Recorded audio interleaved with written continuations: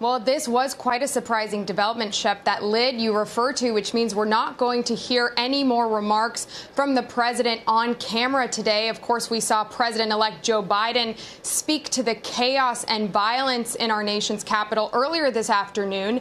And it's notable that instead we heard from, for all Americans, a message from the incoming president and not the current one, partially because his lies, the president's inaccurate information and false and misleading claims, is what contributed in large part and stoked this unrest. Of course, the president spoke for nearly an hour and a half earlier today when he attended that rally just steps from the White House, and again continued to reiterate these baseless claims of voter fraud for which there is no evidence, continued to lean on his vice president, urging him to try to do something he absolutely doesn't have the constitutional power to do.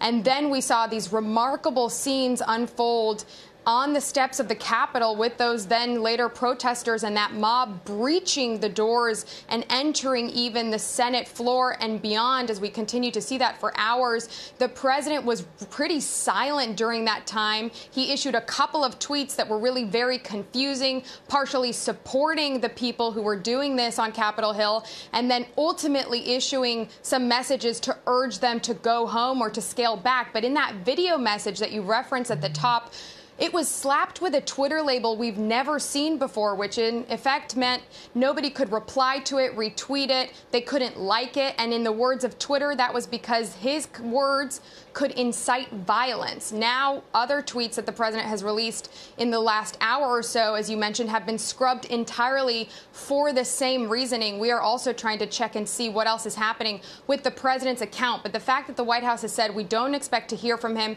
we have absolutely no idea what's going to happen in the hours to come. As that joint session of Congress reconvenes, we might still hear from the president. That social media platform is really usually the #1 way he communicates with people. So if that's what he's going to be doing as he continues to react. But some other really notable headlines this afternoon and into the evening, Shep, as we know, the full D.C. National Guard has been activated due to this violence. And very notably, it was Vice President Pence who was in direct communication with leaders at the Pentagon to get that going, and not the president, Shep.